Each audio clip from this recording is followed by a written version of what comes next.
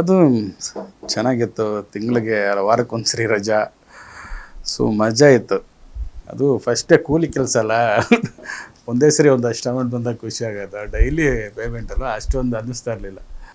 ಎಲ್ಲ ಫ್ಯಾಕ್ಟ್ರಿಗಳಲ್ಲೂ ಶನಿವಾರ ನೈಟ್ ಕೆಲಸ ಮಾಡಿ ಸಂಡೇ ರಜಾ ತಗೊಳ್ಳುವಂಥದ್ದು ಪ್ರೋಸೆಸ್ ಇರುತ್ತೆ.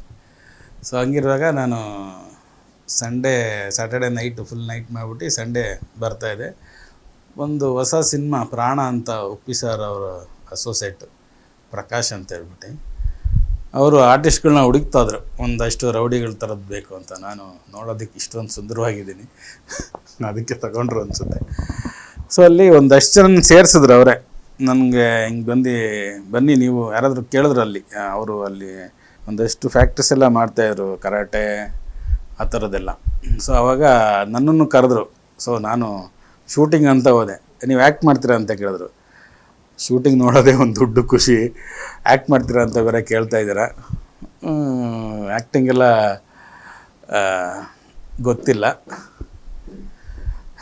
ಗೊತ್ತಿಲ್ಲ, ಹಾಗಾಗಿ ಹೇಳ್ಕೊಟ್ರೆ ಮಾಡ್ತೀನಿ ಅಂತ ಹೇಳಿದೆ. ಸರಿ ಆಯಿತು ಅಂತ ಹೇಳ್ಬಿಟ್ಟು ರೆಸ್ಟ್ ಮಾಡೋಣ ಅಂತ ಹೊರಟದೆ ನಾನು. ತಿರ್ಗಾ ಅವರು ಒಬ್ಬ ಹುಡುಗನ ಕಳಿಸಿದ್ರು. ನನ್ನ ಮನೆಗೆ ಗೊತ್ತಿತ್ತು ಅವರಿಗೆ, ಅಲ್ಲಿರೋರಿಗೆಲ್ರಿಗೂ. ಹೋಗಿ ಅವ್ರನ್ನ ಕರ್ಕವ ಅಂತ. ಸರಿ ನಾನು ಹೋದೆ ರೆಡಿ ಆಗಿಬಿಟ್ಟು. ಹೋದರೆ ಒಂದು ದೊಡ್ಡದು ಗ್ರೌಂಡು ಪೀಣ್ಯದಲ್ಲಿ ಒಂದು SRS ಗ್ರೌಂಡ್ ಅಂತ ಇದೆ. ಅಲ್ಲೊಂದಷ್ಟು ಜನ ಹುಡುಗರನ್ನೆಲ್ಲ ಸೇರಿಸಿದ್ರು. ಸುಮಾರು 105 ಜನ ಹುಡುಗರಿದ್ರು. ನಾನು ಎಲ್ಲರೂ ಲೈನಾಗಿ ನಿಲ್ಲಿಸಿದ್ರು, ನನ್ನನ್ನು ನಿಲ್ಲಿಸಿದ್ರು. ನೀನು ಹೋಗಮ್ಮ ಸೈಡ್ಗೆ ಅಂತ ನಾನು ಬೆಳ್ ಮಾಡಿ ತೋರಿಸ್ಬಿಟ್ರು. ನೀನು ಹೋಗಮ್ಮ ಸೈಡ್ಗೆ ಅಂತ. ಭಾಳ ಇಷ್ಟ, ನಮ್ಮ ಲಕ್ ಗೊತ್ತಲ್ಲ ಅಂತ ಹೇಳ್ಬಿಟ್ಟು ನಾನು ರಿಜೆಕ್ಟ್ ಅಂತ ಹೇಳ್ಬಿಟ್ಟು ವಾಪಸ್ ಬಂದುಬಿಟ್ಟೆ ಮನೆಗೆ. ತಿರ್ಗಾ ಸಂಜೆ ಅವ್ರು ಬಂದು ಹೇಳಿ ಕಳಿಸ್ರು, ನಿನ್ನ ಸೈಡ್ಗೆ ಹೋಗಮ್ಮಂದರೆ ನೀನು ಮನೆಗೆ ಬಂದುಬಿಟ್ಟಿದ್ಯಾ ಅಂತ. ಸೈಡ್ಗೆ ಹೋಗೋದ್ರೆ ಮತ್ತು ಅಲ್ಲೇನು ಮಾಡಲಿ ನಾನು ಅಂತ ಮನೆಗೆ ಹೋಗ್ಬಿಟ್ಟೆ. ಇಲ್ಲ ರೀ, ನೀವು ಸೆಲೆಕ್ಟ್ ಆಗಿದ್ದೀರಾ, ಅದಕ್ಕೆ ಸೈಡಿಗೆ ನಿಂತ್ಕೊಳ್ಳಿ ಅಂತ ಹೇಳಿದೆ. ಓ ಹೌದಾ, ನಾಳೆ ಬೆಳಗ್ಗೆ ಶೂಟಿಂಗ್ ಇದೆ, ನೀವು ಬರಬೇಕು ಅಂತ ಹೇಳಿದ್ರು.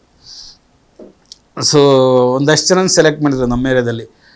ಧರಣಿ, ಸಂಪತ್ ಅಂತ ಫ್ರೆಂಡ್ಸ್ಗಳು, ಗಣೇಶ್ ಅಂತ ಅವರು ಕರಾಟೆ ಮಾಸ್ಟ್ರ್. ಅವಾಗ ಅವರೇ ಫೈಟ್ ಮಾಸ್ಟ್ರ್. ಅವಾಗ ಮಾಸ್ಟ್ರ್ ಕಾರ್ಡ್ ಆ ಥರದ್ದೇನೂ ಇರಲಿಲ್ಲ, 2002 ಆ ಟೈಮ್ನಲ್ಲಿ. ಸರಿ ನೀನು ಸೆಲೆಕ್ಟ್ ಆಗಿದೆ, ಬೆಳಗ್ಗೆ ಶೂಟಿಂಗ್ ಬರಬೇಕು ಅಂತ. ಸರಿ ಶೂಟಿಂಗ್, ನನಗೂ ಒಂದು ಖುಷಿ. ಏನು ಮಾಡೋದು ಅಂತ ಬೆಳಗ್ಗೆನೇ ಹೋಗ್ಬೇಕು. 5 ಗಂಟೆಗೆ ಗಾಂಧಿನಗರ ಇರಬೇಕು. ಯಾವುದದು ಮೋತಿ ಮಾಲ್ ಹೋಟೆಲ್ ಹತ್ರ ಇರಬೇಕು. ಸರಿ ಆಯಿತು ಅಂತ ಹೇಳ್ಬಿಟ್ಟು ನಾನು ಮಲಗಿ ಇದ್ರೇ ಮಾಡಿಲ್ಲ ನಾನು. ಸುಮಾರು ಒಂದು 2-2:15 ಇರ್ಬೋದು ನೈಟು. ಸ್ನಾನ ಮಾಡಿ ಎದ್ದು ಕೂತ್ಕೊಬಿಟ್ಟಿದ್ದೀನಿ ನಾನು. ನಮ್ಮ ತಾಯಿ ಬಂದರು, ಏನಕ್ಕೆ ಇಷ್ಟೊತ್ತಿಗೆ ಎದ್ದಿದ್ದೀಯ ಅಂತ. ಸ್ನಾನ ಮಾಡಿ ರೆಡಿಯಾಗಿ ಕೂತ್ಕೊಬಿಟ್ಟಿದ್ದೀನಿ. ನನಗೆ ಖುಷಿ, ನನಗೆ ಬೆಳಕಾಗ್ತಾ ಇಲ್ವಲ್ಲ, ಟೈಮು ಹೋಗ್ತಾ ಇಲ್ವಲ್ಲ, 6 ಗಂಟೆ ಆಗ್ತಾ ಇಲ್ವಲ್ಲ ಅನ್ನೋದು. ಯಾಕೆಂದರೆ ಶೂಟಿಂಗ್ ಮಾಡ್ತೀನೋ ಇಲ್ಲ ಗೊತ್ತಿಲ್ಲ, ಅಟ್ಲೀಸ್ಟ್ ನೋಡ್ತೀನಲ್ಲ ಹತ್ರದಿಂದ ಅನ್ನೋದು ಖುಷಿ. ಸರಿ ಅಷ್ಟೊತ್ತಿಗೆ ಕೂತ್ಕೊಂಡ್ಬಿಟ್ಟಿದ್ದೆ. ನಾನು ನೋಡ್ತೀನಿ, ಇನ್ನು 2:15 ಆಯಿತು, 3:15 ಆಯಿತು. ಅಮ್ಮ ಬರ್ತಾರೆ, ಯಾಕೋ ಕೂತಿದ್ದೀಯ ಅಂತ. ಇಲ್ಲ ಸುಮ್ಮನೆ ಅಮ್ಮನಿಗೆಲ್ಲ ಗೊತ್ತಿಲ್ಲ ನಾನು ಶೂಟಿಂಗ್ ಹೋಗ್ತೀನಿ ಅಂತ ಹೇಳಿಲ್ಲ, ಅದಕ್ಕೆ ಬೇರೆ ಬೈತಾರೆ ಅವರು ಅಂತ. ಸೊ ಹಂಗಾಯಿತು. ತಿರ್ಗಾ ಏನು ಮಾಡೋದು ಟೈಮೇ ಹೋಗ್ತಾಯಿಲ್ಲ. ಸರಿ 5:15 ಆಯಿತು. ಸರಿ 5:15 ಆಗಿದ ತಕ್ಷಣ ಫ್ರೆಂಡ್ಸ್ ಮನೆ ಹತ್ರ ಹೋದೆ. ಅಲ್ಲಿಂದ ನಾವೊಂದು 3 ಜನ ಸೆಲೆಕ್ಟ್ ಆಗಿದ್ವಲ್ಲ, ಅವ್ರನ್ನೆಲ್ಲ ಗುಡ್ಡೆ ಹಾಕ್ಕೊಂಡು ಗಾಂಧಿನಗರ ಓಡಬೇಕು. ಬೈಕ್ಗಳಿಲ್ಲ, ಮೊಬೈಲ್ಗಳಿಲ್ಲ, ಏನಿಲ್ಲ ಆವಾಗ ನಮ್ಮ ಹತ್ರ 2002 ಟೈಮ್ನಲ್ಲಿ. ಬಸ್ ಇಟ್ಕೊಂಡು ಗಾಂಧಿನಗರ ಮೋತಿ ಮಾಲ್ಗೆ ಹತ್ರ ಹೋದ್ವಿ. ಆಗಲೇ ಆಗೋಗಿತ್ತು, 7 ಗಂಟೆ ಆಗೋಗಿತ್ತು. ಸೊ ಅವರೆಲ್ಲ ಸೆಟ್ಟಿಗೆ ಹೋಗ್ಬಿಟ್ಟಿದ್ರು. ಸೆಟ್ಟಿಗೆ ಹೋಗ್ಬಿಟ್ಟಿದ್ದಾಗ ಅಲ್ಲಿ ಸೆಕ್ಯೂರಿಟಿ ಒಬ್ಬ ಇದ್ದ. ಒಂದು 4-5 ಜನ ಬರ್ತಾರೆ ಫೈಟ್ರ್ಗಳು. ಅವ್ರನ್ನ ಲೊಕೇಶನ್ಗೆ ಕಳಿಸ್ಬಿಡು, ಎಲ್ಲಿ ದಿ ಕ್ಲಬ್ ಅನಿಸುತ್ತೆ, ಮೈಸೂರು ರೋಡು, ಅಲ್ಲಿಗೆ ಕಳಿಸ್ಬಿಡು ಅಂತೇಳಿ. ಹೆಂಗೆ ಹೋಗೋದು ಅಂತ ನಮ್ಗೆ ಗೊತ್ತಿಲ್ಲ. ಅಲ್ಲಿ ವಿಷ್ಣು ಸಾಗರ್ ಅಂತ ನಟರಾಜ್ ಸ್ಟೇಟ್ ಹತ್ರ ವಿಷ್ಣು ಸಾಗರ್ ಹೋಟ್ಲು ಬರುತ್ತೆ, ಅಲ್ಲಿ ಟಿಫನ್ಗೆ ಬರುತ್ತೆ, ಆ ಗಾಡಿನಲ್ಲಿ ಕಳಿಸ್ಬಿಡು ಅಂತ. ಸರಿ ಅಲ್ಲಿಗೆ ಹೋದ್ವಿ. ಅಲ್ಲಿಗೊಂದು ವೆಹಿಕಲ್ ಬಂತು. ಏನಂದ್ರೆ ಏನೂ ಗೊತ್ತಿಲ್ಲ, ಎಲ್ಲ ಒಂದು ಮ್ಯಾಜಿಕ್ ಥರ ಆಗ್ತಾಯಿದೆ ನನಗೆ. ನೈಟಿಂದ 24 ಅವರ್ಸಿಂದ ಎಲ್ಲ ಶೂಟಿಂಗು ಪ್ರಿಪ್ರೇಷನು, ಅದು ಅಷ್ಟೊತ್ತಿಗೆ ಅದು ಸ್ನಾನ ಮಾಡಿರೋದು ಎಲ್ಲ ಒಂಥರ ಏನೋ ಕನಸು ಮ್ಯಾಜಿಕ್ ಥರ ನಡೀತಾ ಇದೆ. ಸರಿ ಅಲ್ಲಿಂದ ಅಲ್ಲಿಗೆ ಹೋದ್ವಿ, ಹೋಟ್ಲ್ ಹತ್ರ ಹೋದ್ವಿ. ಅಲ್ಲಿಂದ ಸ್ಪಾಟಿಗೆ ಹೋದ್ವಿ. ಸ್ಪಾಟಿಗೆ ಹೋದರೆ ತುಂಬ ಕ್ರೌಡು ಆ ಕ್ಲಬ್ನಲ್ಲಿ. ತುಂಬ ನೆನಪಿದೆ. ಒಬ್ಬ ಯಾರೋ ತೆಲುಗು ಆರ್ಟಿಸ್ಟ್ ಬರಬೇಕಾಗಿತ್ತು, ಬಂದಿಲ್ಲ ಅವರು. ಸೊ ನಿಲ್ಲಿಸಿದ್ರು. ನೀನು ಡೈಲಾಗ್ ಮಾತಾಡ್ತೇನಪ್ಪ ಅಂತ ಹೇಳಿದ್ರು. ಪ್ರಕಾಶ್ ಅವ್ರು ನಂಗೆ ತುಂಬ ನೆನಪಿದೆ. ಅವರೆಲ್ಲ ಅಸೋಸಿಯೇಟ್ ಕೇಳಿದ್ರು, ಅಸೋಸಿಯೇಟ್ ಹೆಸರು ಗೊತ್ತಿಲ್ಲ. ಸರ್ ನೋಡಿ ಸರ್, ಇವ್ನು ನೋಡೋದಕ್ಕೆ ಮಾಡಿಸ್ಬೋದು ಅಂತೇಳಿದ್ರು. ಸರಿ ಆಯಿತು ಅಂತೇಳ್ಬಿಟ್ಟು ಮೇಕಪ್ ಎಲ್ಲ ಹಾಕೋರು. ಫಸ್ಟ್ ಟಿಫನ್ ಕೊಟ್ಟರು. ನಂಗೆ ಟಿಫನ್ ಮಾಡೋದು ಖುಷಿಯಲ್ಲ, ಫಸ್ಟ್ ಶೂಟಿಂಗ್ ನೋಡಬೇಕು ಅಷ್ಟೇ. ಹೋಗಿ ಮೇಕಪ್ ಎಲ್ಲ ಹಾಕ್ಸಿದ್ರು, ಸ್ವಲ್ಪ ಟಿಫನ್ ಕೊಟ್ಟರು, ಸ್ವಲ್ಪ ಅಲ್ಲ ಚೆನ್ನಾಗೇ ಕೊಟ್ಟರು. ನಾನು ಸ್ವಲ್ಪ ತಿಂದ್ಬಿಟ್ಟು ಹೋಗಿ ರೆಡಿಯಾಗಿ ನೋಡ್ತಾಯಿದ್ದೆ. ಅಯ್ಯಪ್ಪ ಬಂದಿಲ್ಲ. ಯಾರೋ ಆರ್ಟಿಸ್ಟ್ ಬರಬೇಕಾಯ್ತು, ಹೊಸಬ್ರು ಸಿನಿಮಾ ಅನ್ನೋದು ಏನೋ ನೆಗ್ಲೆಕ್ಟ್ ಮಾಡೋರು ಅನ್ನೋದು ಮಾತು ಆವತ್ತಿನ ಕಾಲಕ್ಕೆ. ಸೊ ಅದು ನನಗೆ ಎಷ್ಟು ಪ್ಲಸ್ ಪಾಯಿಂಟ್ ಆಯಿತು ಅಂತ ಗೊತ್ತಿಲ್ಲ. ಸರಿ, ಒಂದೆರಡು ಡೈಲಾಗ್ ಕೊಟ್ಟರು. ನೋಡಪ್ಪ, ತೆಲುಗು ಡೈಲಾಗ್ ಅದು, ತೆಲುಗಲ್ಲಿ ಮಾತಾಡಬೇಕು. ಪ್ರೇಮ್ ಸರ್ದು ಫಸ್ಟ್ ಫಿಲಿಮು, ನಮ್ಮದು ಫಸ್ಟ್ ಫಿಲಿಮು. ಆವಾಗ ನೆನಪಿರಲಿ, ಪ್ರೇಮ್ ಅವ್ರದ್ದು ಪ್ರಾಣ ಅಂತ ಸಿನಿಮಾ ಹೆಸರು. ಸೊ ಮಧ್ಯಾಹ್ನ ಆಗೋಯ್ತು, ನನ್ನ ಶಾರ್ಟೇ ತೆಗ್ದಿಲ್ಲ. ತಿರ್ಗಾ ಬ್ರೇಕ್ ಬಿಟ್ಟರು. ಇದೇನಪ್ಪ ಶೂಟಿಂಗ್ಗೆ ಮುಗ್ದೋಯ್ತೇನೋ ಅಂತ ಬ್ರೇಕ್ ಬಿಟ್ಟಿದ್ದ ತಕ್ಷಣ ತಿರ್ಗಾ ಆಯಿತು ಅಂತ ಹೇಳ್ಬಿಟ್ಟು ರೆಡಿ. ತಿರ್ಗಾ ಮಧ್ಯಾಹ್ನ ಟಚಪ್ ಮಾಡ್ಕೊಂಡ್ರು.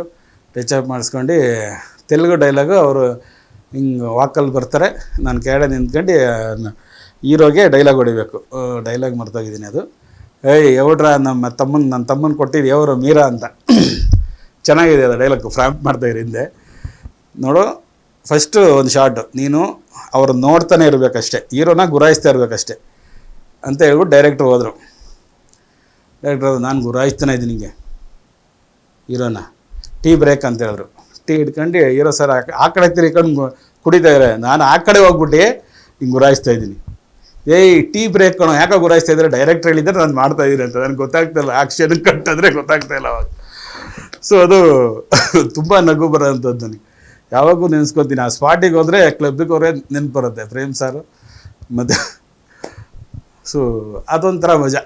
ಅವಾಗ ಏನು ಗೊತ್ತಿಲ್ಲದಲೇ ಬೆಬ್ಬೆಬ್ಬ ಹಬ್ಬ ಅಂತ ಹೇಳ್ಬಿಟ್ಟು ಏನೋ ಮಾಡಿದ್ವಿ, ಗೊತ್ತಿಲ್ಲ. ಸೊ ಗಾಂಧಿನಗರ ಗೊತ್ತಿಲ್ಲ, ಅದೆಲ್ಲ ಕತ್ಲಲ್ಲಿ ಹೋಗಿದ್ದು ಯಾವುದೂ ನೆನಪಿಲ್ಲ.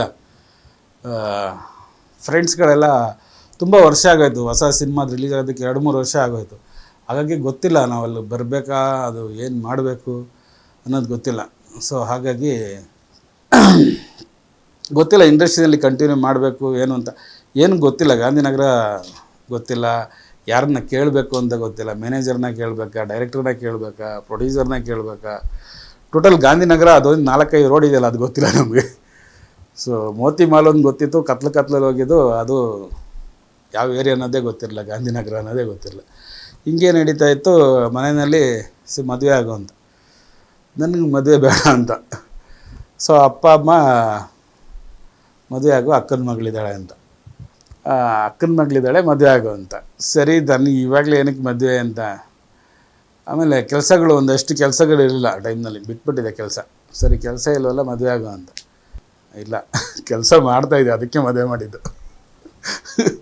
ಕೆಲಸ ಇರಲಿಲ್ಲ ಅಲ್ಲ, ಕೆಲಸ ಮಾಡ್ತಾಯಿದ್ದೆ, ಅದಕ್ಕೆ ಜವಾಬ್ದಾರಿ ಬಂದಿದೆ ಅಂತ ಅಪ್ಪ ಅಮ್ಮ ಇಬ್ಬರು ಸೇರಿ ಮದುವೆ ಮಾಡಿಬಿಟ್ರು ನನಗೆ.